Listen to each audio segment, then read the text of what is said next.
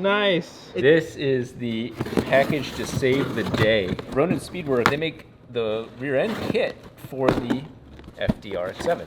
And I didn't know that because I bought the whole rear end from a friend, and I assumed it was Drive Shaft Shop or something else. These axles are our lifeblood for what we need right now. Now, I bought 2 sets, and they're not identical, and here's the cool reason why. One set is meant to replace what we have. The smaller set uses RX-7 wheel hubs and wheel bearings and all that. It's super subtle. One side's gonna be identical because it's still the Ford side, and the other side is gonna be the RX-7, and that's this side. And I mean, it might be easier to see it from this way. You can see the significant increase. And while that looks subtle, that is a significant increase in torque capability, because the more material out here, it like doubles or quadruples. It's nuts. These solve our current problem. And then this is a really interesting set, but it requires upgrading. Ford. Yeah, so what happens is I've got 2 Ford axles coming in. And by axles, I actually mean the whole start to finish part with both of the CV joints. What you're doing is you're replacing parts on the RX-7 that then allow you to have bigger splines here. That means that you can put more power to the ground. The issue is the Ford Explorer stub axles end up not having any wheel speed sensors. So Ronin Speedworks is working on that, but right now this is our backup. It's stronger than the current setup. We just need to have wheel speed sensor rings machined into it. That is our backup plan. I'm thankful that my buddy Joel ended up responding very quickly and getting me what I need. But You're welcome. you're like 3rd or 4th Joel behind Joel. I'm out of here.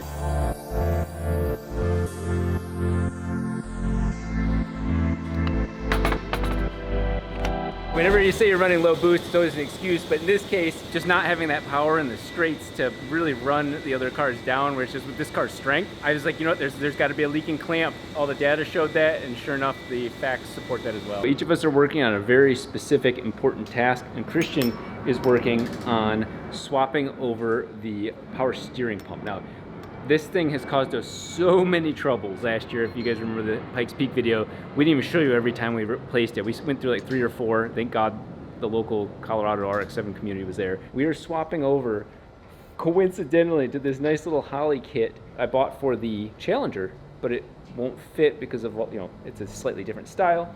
But it is the exact style of pump I need for this car. I'm gonna be replacing this pressure regulator right there with a low pressure regulator, because this steering rack is based off of a Ford Type 2 Mustang, and it only wants 1,000 PSI instead of 1,400. The power steering stuff is surprisingly complicated. The other major benefit to this is that the container's back on and slightly above the pump, so we don't have any cavitation and all that squealing that just hurts my soul. So we'll have the correct pressure for the rack, and we'll have the fluid right here. We'll still keep the cooler, which will give us a little bit more fluid, and this also saves us weight with that huge reservoir that we had. He's working on modifying the holder for this, and then I'm gonna help him with getting the right pulley, and we're gonna play with pulley sizes to really get that power steering to be as beneficial as possible, but as low of a draw for my every sweet little horsepower I'm looking for. I am extremely thankful for my man right behind me. Noah is jumping straight on one of the hardest projects for the last like 15 years of my life, which is making the 3-rotor look good. There's a lot of small things that need to be done to the car to make it look presentable. Obviously, I'm not looking for like a showroom car, but I'm looking for like, it looks like an RX-7, you know, it looks clean, and when we're gonna wrap over it, it looks proper. You know, it looks like it should for being a Pikes Peak car. Got his work cut out for me. I believe. I believe.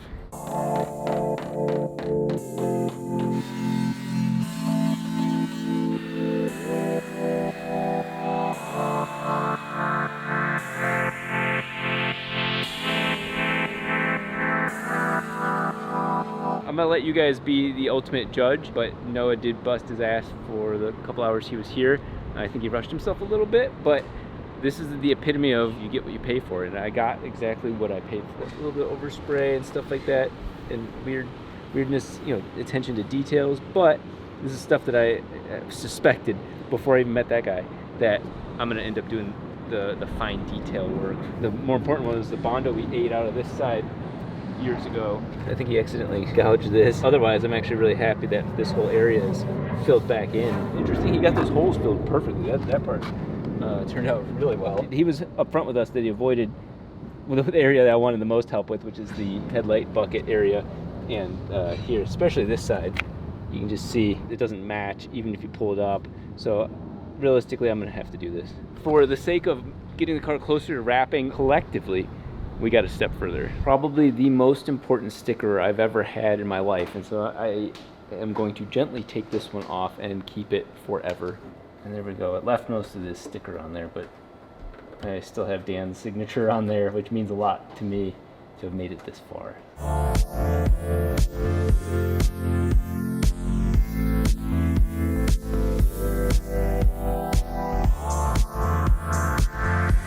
This is the first time we've really seen this car without any stickers on it since before Pikes Peak, and that was a mad dash. So we are doing this right, and thanks to Tick Performance, they're actually coming back as the main sponsor. Their transmission is the hardest, most dependable part of this. The PPG gear set, the T56 Magnum, everything about it is just utterly incredible. And in fact, we snapped an axle straight through before we even remotely have hurt or touched that transmission. So Tick has been an incredible partner for this. That said, we owe them big time. I have a really cool theme, a livery. Joel and I have been working on. Joel working on it mostly, but we had the body guy out here to help, as you saw earlier. I asked him to fiberglass this in. It was not. Show him the middle. He bondoed the ever-living fuck out of this when I asked him to fiberglass this as well, and it broke immediately. It's like half an inch. That's a shit ton of bondo. No fiberglass underneath it. He bondoed the headlight to the fender. I could have done better than this, and I am not a body person at all. There's a strong crease right here.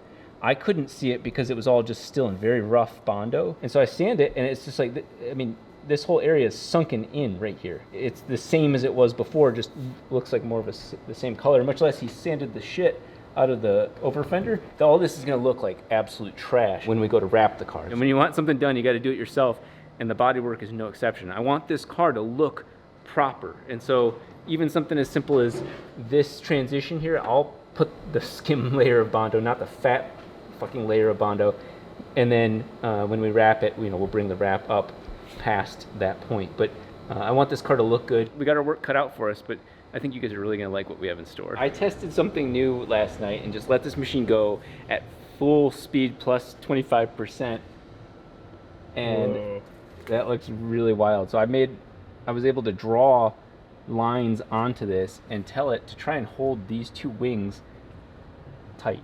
And the reason I show you this is, look at the number of lines that occur on this are a fraction. It's still stuck to the board, and I didn't use as much heat. This one looks hard to get off. Yeah, let's find out together. Okay, so let's see how much this. Oh, wow, that's nice. Wow, that actually, I wish it held a little bit more. This was one I did without those, and you can see those lines showing up on this one. And this one I did 50% faster, so it should have warped more, and it did not. Let's see what this thing looks like. Oh, this was a different material, no? Oh yeah, that's the other thing. Is, yeah, I'm going faster because this is that Hyper ABS. That's the whole fender liner. Oh, those are shifted. That's nice. I accidentally shifted them. And the reason that's nice is because that means that it's not a very center point that's all the focal of the stress. So I'm going to start gluing these together.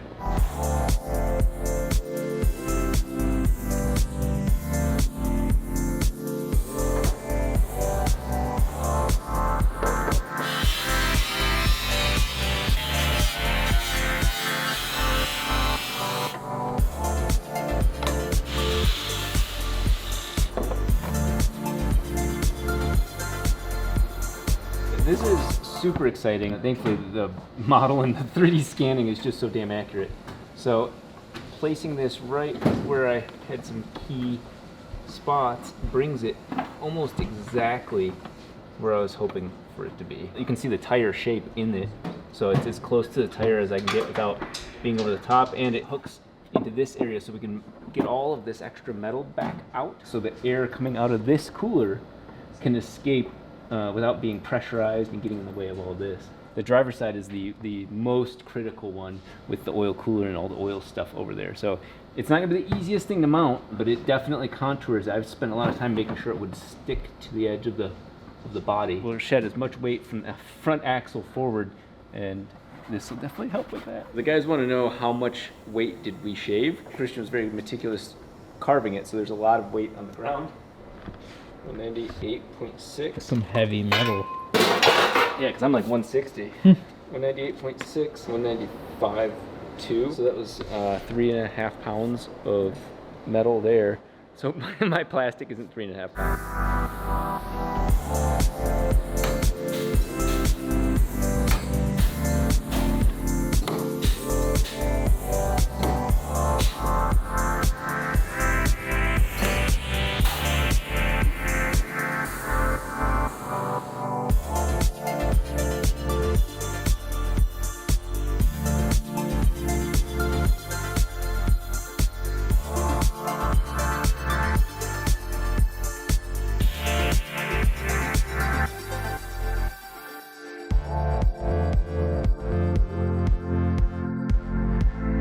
Simple enough.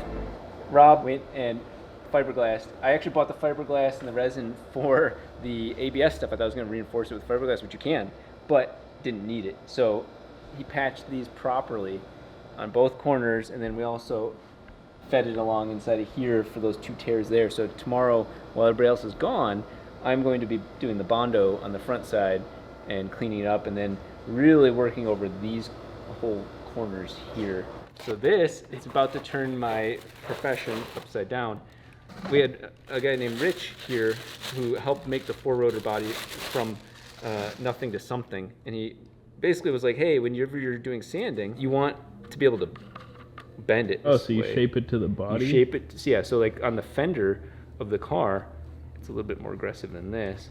But you basically end up with not making flat spots. As this is my current sanding block, and it's soft, but it still ends up having flat spots. This is very interesting, is that you can see the resin coming through from the backside, but I was able to flatten this out way more, get that curve still in there. So that's a good. That Bondo out. Yeah, this is still the edge of the Bondo work that was built up, and look at, it's this big pit of it right here and here. There's no reason for this. I was actually not pushing a lot of pressure, because the more pressure you put, the more it pushes this down and sands everything else. But this is so much better than it was, so much better. I'm gonna be busy with this, and then we're gonna hopefully get this thing wrapped up. But I got a really cool wrap reveal. I think Joel put some effort into it. I put some little bit of effort into it. We got a lot of effort to wrap it, but I think this is the first time the 3-rotor is ever gonna look like a completed car.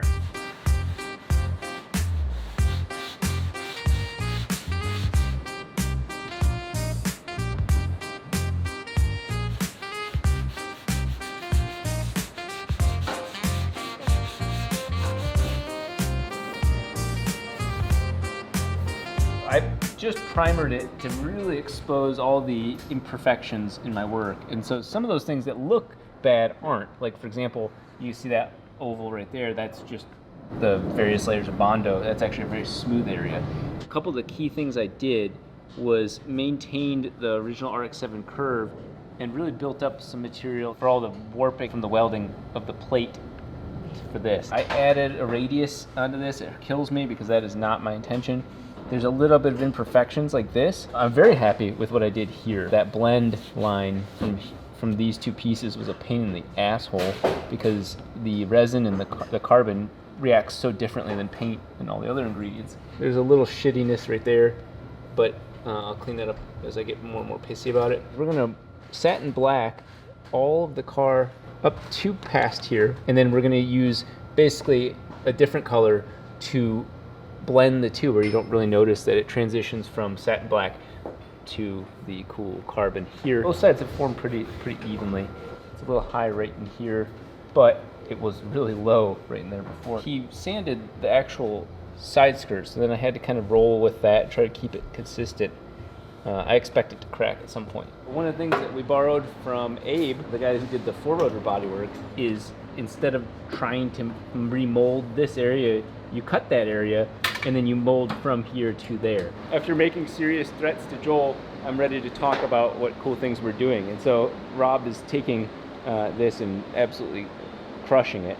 And right now we've got the outside supports just to keep the shape, and then we're gonna glass the inside, so fiberglass with resin, and then we're actually gonna reverse it and put like a couple of the metal, probably smaller, but metal clamps just to hold it in, and they'll stay on the inside permanently. Kind of like those shitty Instagram videos where they pour tons of resin inside of a wood table for some reason. It's always blue. We'll kind of do the same thing and fill this channel with resin and fiberglass strands, and then I'll do the Bondo and the rest from there. This is super exciting. I've been busting my ass to try and get the bodywork, all of us really have been, to try and make this at least presentable to properly wrap it, and the wrappers are here. So these guys are gonna help us put the base coat down. We're gonna leave a lot of the carbon still exposed because that's just like cool. But I think you guys will really appreciate what we're about to do.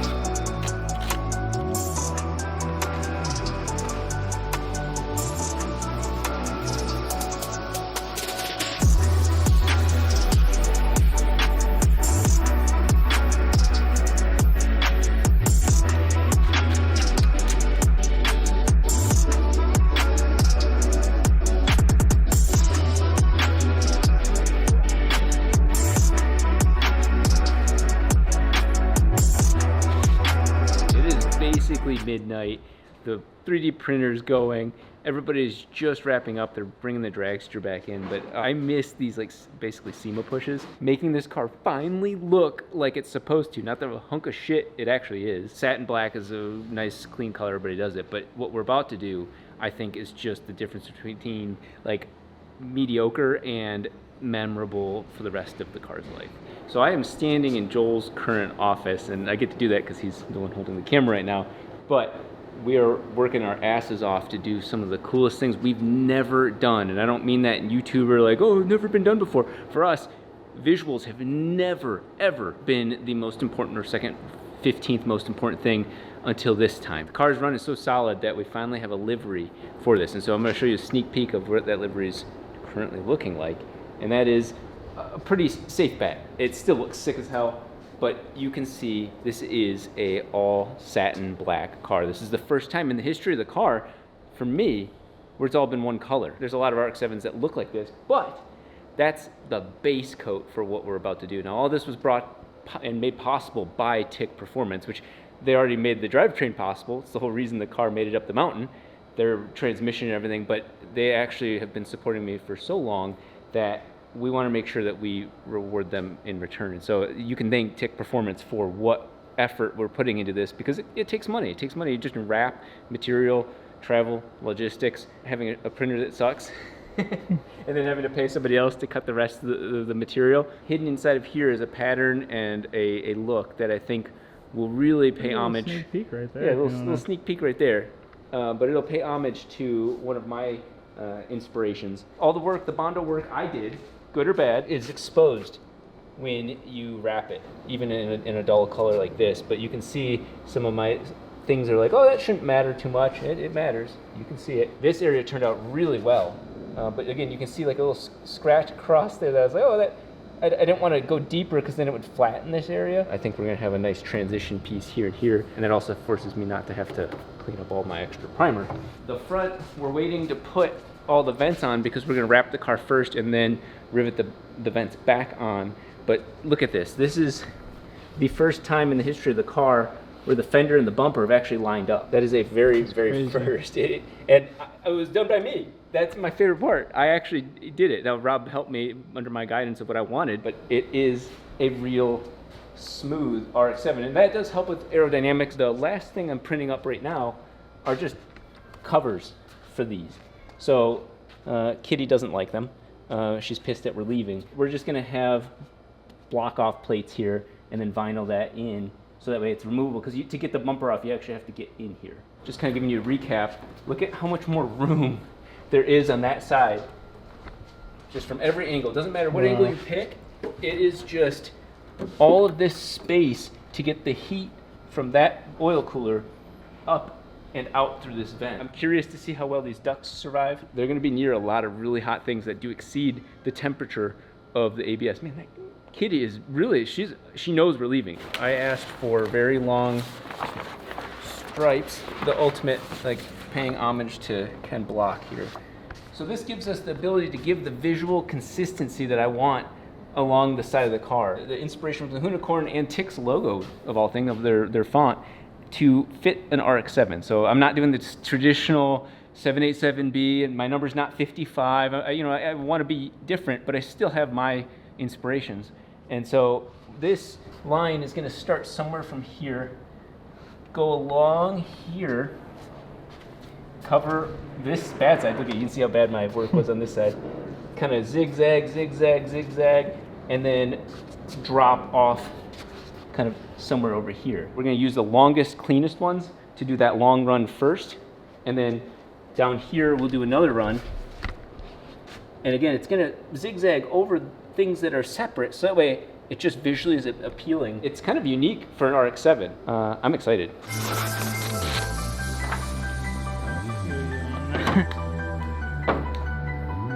I am exhausted. I have not done that much wrapping since I worked at our detail shop, or tried having a career in it. Either way, I am very happy with the car. There's a lot of things I would change, but the night doesn't stop right there. We are going to load up and head straight to Colorado.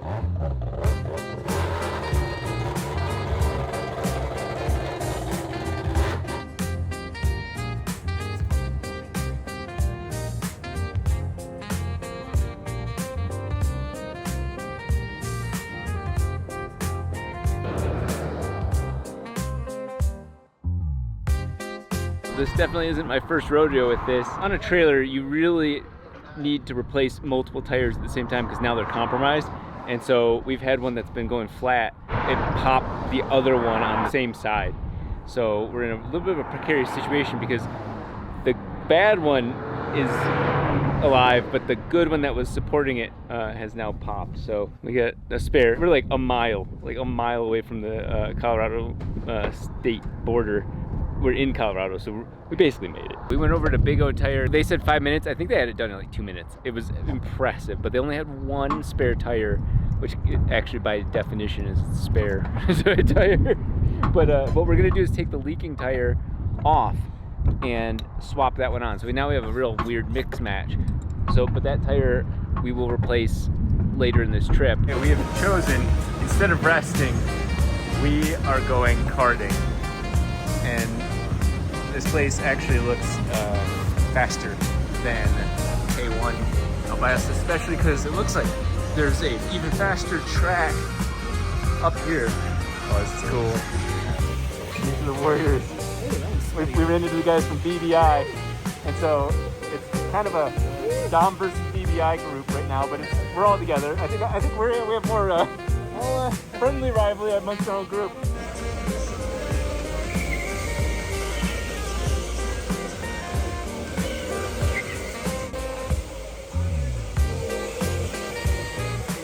Doesn't matter who came in first, but I am also the only one that's actually driving up the mountain this week, so I better have done well. So thankfully, not all 3 sessions went this way. First session I did horrible.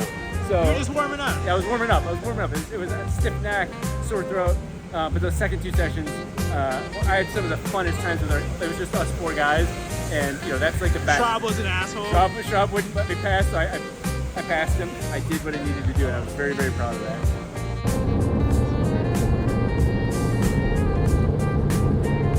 Oh, that's sick. The helicopter's going to land here. We have made it to tech. The guys are about to unload the car and get it ready for the tech process. Right now, we just heard the open wheel group, and then we are next. Pikes Peak open, just not open wheel. So the guys are going to do this. I'm going to go inside and do the driver registration stuff, and we will meet back, and I will probably somehow have spent another $1,500 on something. It's expensive to be here.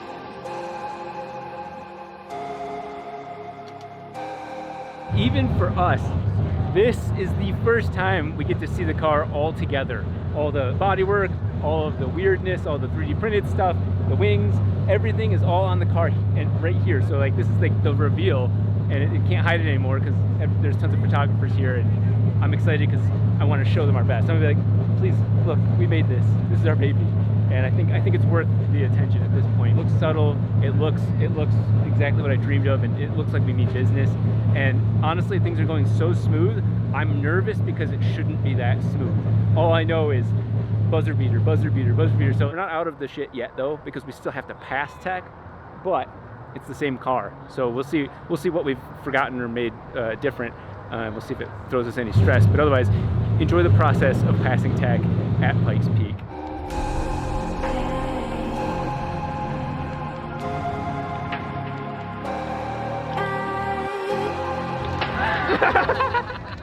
Joel just went to move the... He's been spilling shit on himself. This has been bad. The altitude got to Joel. He went to lift the camera up and poured his drink on. All I saw was just... I'm very excited for tomorrow, assuming we make it through tech. Tomorrow's our first test day. And then that's... Weird having a free day yesterday. Yeah, it was so nice. We could have been doing stuff yesterday. I could have been wiring and all that, but it's like we had a full reset. Hit the gym, altitude stuff, and then today is this. I get to go to a driver's bar thing. I'm not gonna drink, and then the week just gets crazier from here.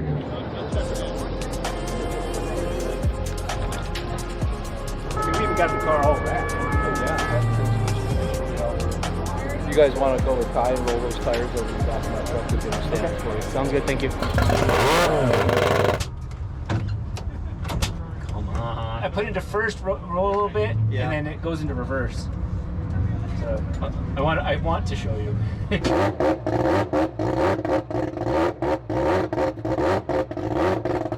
So you know the deal. I know the deal. Yeah, I've got a little lever that I've got made that I can use as well. But It's not a pair of vice grips clamped onto a wrench or anything. No, not this right? time. Okay. Not this time. Okay, it better be like a permanent lever. Mm-hmm. Yep. Yeah. And that'll be okay. Yes. Okay. Yep. Okay. And we'll look at it again up on the mountain. Okay. Okay. Perfect. All right. Thanks, Rob. Yeah. Thank you.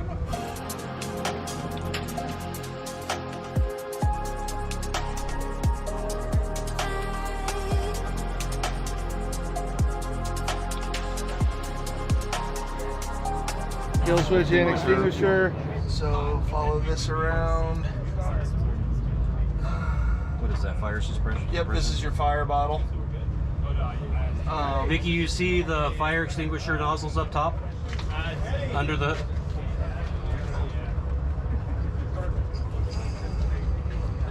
There's one right there. And then I see the nozzles going up under the hood. Yep. I was sitting there in the safety truck that day. The day he shifted, and the whole back of the car was a fireball, and I was like, whoa! If it would have been on any other racetrack but the mountain, Yeah. it would have been way cooler. Got it. Let's work on that. You get a chance. Right there. Right there. Both fine. sides? On both sides. Cool. Sounds good. What's your name? Mark. Mark Robert. Hey, good luck. It's so nice being our second rodeo. What fuel are you running that smells like an RC car fuel? It is actually nitromethane. No, just kidding. Just kidding. It's ethanol with a premix. Okay. So Yeah, when you were running, I was like, I know that smell. yeah. Reverse has fucked us over and over again on this thing. It worked in the parking lot, going first and then into reverse, and then of course, when it came time to perform, it was flashback to Dahm from last year. It was just like that whole please just at least go in once, and it just wouldn't do it. It was so, I don't understand.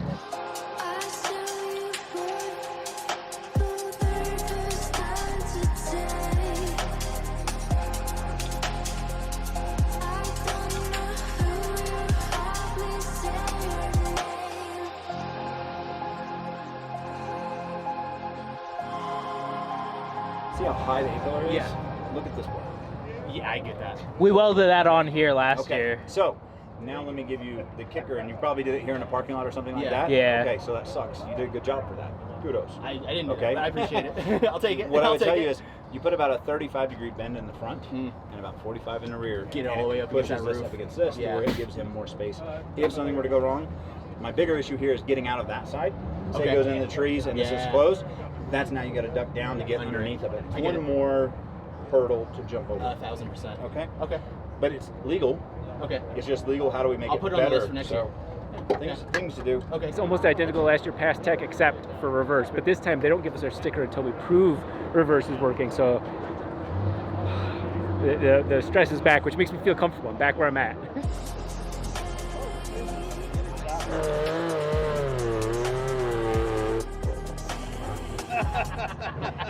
Let's go. It's in reverse. It's in reverse. Okay, make it go backwards. Okay. Then.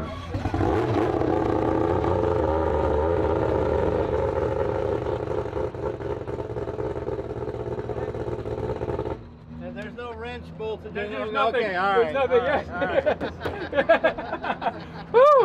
Oh, I fucking love that guy. I fucking love that guy. oh my God! We did it. Yeah. I think we get a sticker. I think we do actually finally get a sticker. So that was a huge roller coaster process right there. You see how it goes. There we are.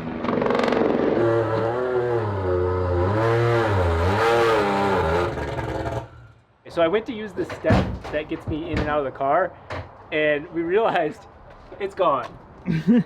That tire blew out, took the step out, and then look at Joel just found this. It dented the shit out of this thing.